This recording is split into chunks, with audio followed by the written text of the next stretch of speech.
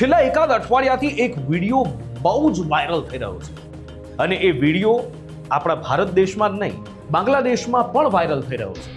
આકાશમાં કંઈક ઉડતું દેખાય છે, એની પાછળ લાંબી સફેદ લાઈન થાય છે અને થોડી વારમાં એ ગોલ્ડન થઈ જાય છે, થોડી વારમાં એ સફેદ દેખાય છે અને લોકો કહી રહ્યા છે કે આ કોઈ યુએફઓ છે. કોઈ કહી રહ્યું છે કે વીજળી ચમકી રહી છે, જમીન પર વીજળી પડી છે. પણ એક સાથે બે ઓબ્જેક્ટ જ્યારે ઉડતા દેખાય છે ત્યારે લોકોમાં ઘણી બધી ઉત્સુકતા જન્મે છે. કેટલીક જગ્યાએ તો ભય પણ છે.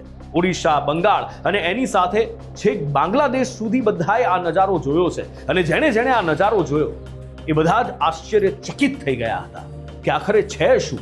આખા દેશમાં એની ચર્ચા થઈ કે આ કોઈ યુએફઓ તો નથી, એલિયન તો નથી આવ્યા. આમ પણ અમેરિકાએ જે પેલી ફાઇલો જાહેર કરી છે એ પછી હવે યુએફઓની એલિયનની ચર્ચા જોરશોરથી દુનિયામાં થઈ રહી છે. આખરે એ હતું શું?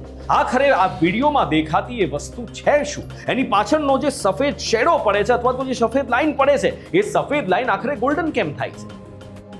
એ જે પણ હતું એ એક ફ્લાઇંગ ઓબ્જેક્ટ તો હતું અને એની પાછળનો જે ધુમાડો હતો એ ધુમાડો સાંજનો સમય છે, એટલે ઢળતી સાંજે જે આથમતા સૂરજના કિરણો એની પર પડી રહ્યા છે એનાથી એ ગોલ્ડન દેખાય છે. હવે સવાલ એ હતો કે એ હતું શું? આટલા દિવસથી એની ચર્ચા થઈ રહી હતી પણ આખરે હવે એનો જવાબ મળી ગયો છે. જે ચર્ચાઓ, જે કયાસ સૌથી વધારે લાગી રહ્યા હતા એ જ હકીકત બનીને સામે આવ્યું કે આ એક મિસાઇલ હતી. ભારતને વધુ મજબૂત કરવાના પ્રયત્નના ભાગરૂપે કરાયેલું આ મિસાઇલનું ટેસ્ટિંગ હતું અને આ ટેસ્ટિંગ બીજું કોઈ જ નહીં, અગ્નિ મિસાઇલનું હતું.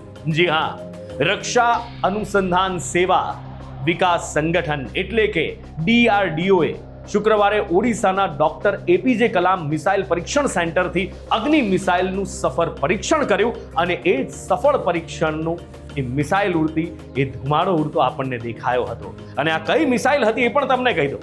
આ મિસાઇલમાં multi independent target reentry vehicle missile હતી, એટલે કે સિસ્ટમ લગાવવામાં આવી છે જેનાથી એક સાથે અનેક પરમાણુ હથિયારોને લઈ જઈ શકાય છે. એટલું જ નહીં, એક જ વારમાં ટાર્ગેટને નિશાન બનાવી કેટલાય ટાર્ગેટને નિશાન બનાવી શકાય છે. પરીક્ષણ દરમિયાન મિસાઇલે અલગ અલગ જગ્યાઓ પર અનેક ટાર્ગેટને સમુદ્રમાં હિટ પણ કર્યા છે. આ શક્યતા પહેલેથી જ જોવાઈ રહી હતી કારણ કે જે નો ફ્લાઇંગ માટેનો એક ઝોન તૈયાર કરવામાં આવ્યો હતો અને એનો માટેનું એલર્ટ લગભગ 5600 કિલોમીટર કરતાં વધારે એરિયાની અંદર આપવામાં આવ્યું હતું. નોટામ, જેને નો એરમેન માટેનું એક સિગ્નલ માનવામાં આવે છે કે આ વિસ્તારમાંથી કોઈ પણ ફ્લાઇટ કે કોઈ પણ હેલિકોપ્ટર, પ્લેન કશું જ ના ઉડી શકે. એ નોટામ જાહેર કરવામાં આવ્યું હતું લગભગ 5600 કિલોમીટરના એરિયા માટે. એટલે ત્યારથી જ એ માનવામાં આવી રહ્યું હતું કે આ છે તો કોઈ મિસાઇલનું પરીક્ષણ, પણ કઈ મિસાઇલ છે, શું છે. અને જ્યારે ભારતના રક્ષા મંત્રાલયે એ ટ્વીટ જાહેર કર્યું ત્યારે આ બધું જ સામે આવ્યું છે. અગ્નિ સિરીઝ છે એનું આ પરીક્ષણ હતું અને એમાં ભારત પાસે અગ્નિ 1, 2, 3, 4, 5 આટલી મિસાઇલો છે અને અગ્નિ 5 ભારતની પ્રથમ ઇન્ટરકોન્ટિનેન્ટલ બેલિસ્ટિક મિસાઇલ હતી. DRDOએ જેને બનાવી હતી ઓફકોર્સ આપણે સૌ જાણીએ છીએ અને ભારત પાસેની સૌથી લાંબા અંતરમાંની મિસાઇલમાંની એક છે. ICBM આ મિસાઇલ એવી છે જે એક મહાદ્વીપથી એટલે કે એક ખંડથી બીજા મહાદ્વીપ સુધી હુમલો કરી શકે છે. આ મિસાઇલની રેન્જ 5000 કિલોમીટર છે. અગ્નિ 5 બેલિસ્ટિક મિસાઇલથી એક સાથે અનેક હથિયારો લઈ જઈ શકાય છે અને આગળ જ મેં જેમ કહ્યું કે પરમાણુ હથિયારની ક્ષમતા પણ એમાં છે. એટલે કે ખૂબ શક્તિશાળી અને ખૂબ વિનાશક, વિધ્વંસક, અને ભારતે બનાવી છે એટલે સચોટ પણ છે. આ મિસાઇલ 1.5 ટન સુધીના ન્યુક્લિયર હથિયાર પોતાની સાથે લઈ જઈ શકે છે. એની સ્પીડ મેક 24 છે, એટલે કે અવાજ કરતા 24 ગણી ઝડપે જઈ શકે છે.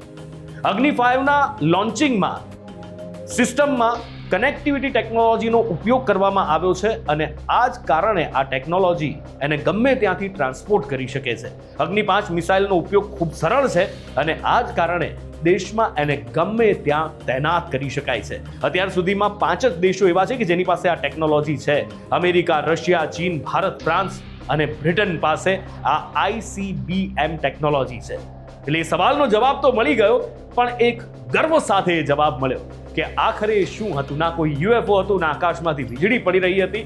આ તો ભારતની તાકાત હતી જે પરચમ બની આકાશમાં લહેરાઈ રહી હતી.